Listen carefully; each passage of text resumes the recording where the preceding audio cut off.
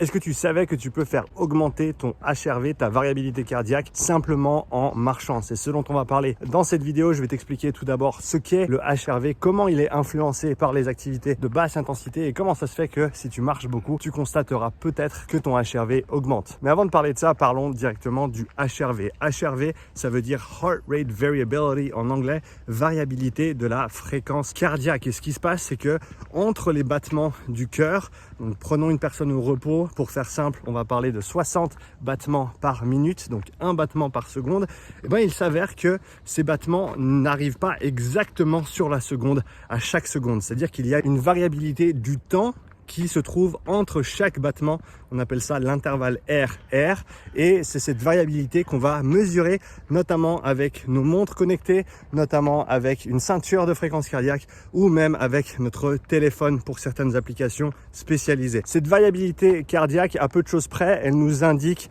l'équilibre entre le tonus sympathique et le tonus parasympathique de notre système nerveux autonome. On a deux branches dans ce système nerveux autonome et pour faire simple, la branche sympathique, c'est celle du fight or flight, donc le combat ou la fuite en anglais, c'est une réponse de stress, alors que la branche parasympathique est liée plutôt au rest and digest, donc le repos, la digestion et les interactions sociales. Et ce HRV peut être un bon indice, s'il est utilisé intelligemment, de notre état de fraîcheur au jour le jour et nous permet ensuite d'ajuster nos entraînements selon l'objectif de la journée, selon l'objectif de la séance et notre état de forme. Mais alors, comment ça se fait que le HRV augmente lorsqu'on marche? C'est le constat d'un des auditeurs de la chaîne qui m'a laissé ce petit commentaire et qui me dit que lorsque cette personne fait plus de 20 000 pas dans la journée, elle voit une augmentation importante de son HRV le lendemain. Ce qui est intéressant, c'est que si on observe la variabilité cardiaque de personnes qui s'entraînent en endurance,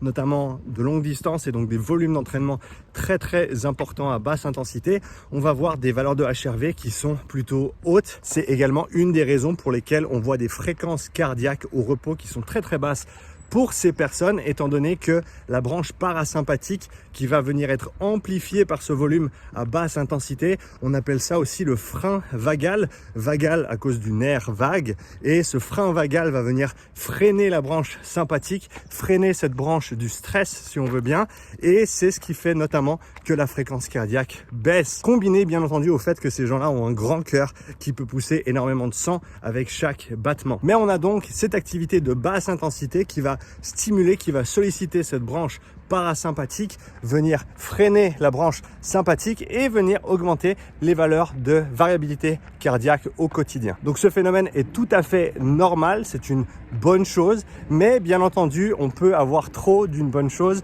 et si on ne fait que de la basse intensité, on peut se retrouver à un moment donné où on manque un petit peu d'explosivité, où on manque un petit peu de vitesse, on n'a plus cette 4e et 5e vitesse. Donc c'est important de suivre un programme d'entraînement qui est intelligemment construit, qui est bien équilibré entre une grande proportion de basse intensité et une faible proportion de haute intensité, mais qui doit rester dans la plupart des moments de l'année afin de maintenir cette condition physique, même si on veut mettre l'accent sur la basse intensité, même si on veut développer sa base, on veut toujours garder un petit peu de nerveux pour rester bien réveillé. Et à l'inverse, on sait que des activités de haute intensité et des activités qui ne vont pas être super pour la santé, par exemple boire de l'alcool, ces choses-là vont faire baisser la variabilité cardiaque. Maintenant, l'indice de variabilité cardiaque au quotidien, c'est pas une valeur à suivre de trop près, c'est-à-dire qu'il y a des variations quotidiennes comme dans toutes les valeurs physiologiques et donc il faut surtout observer la tendance dans le temps et quand on a des tendances qui vont dans une direction qui est inattendue,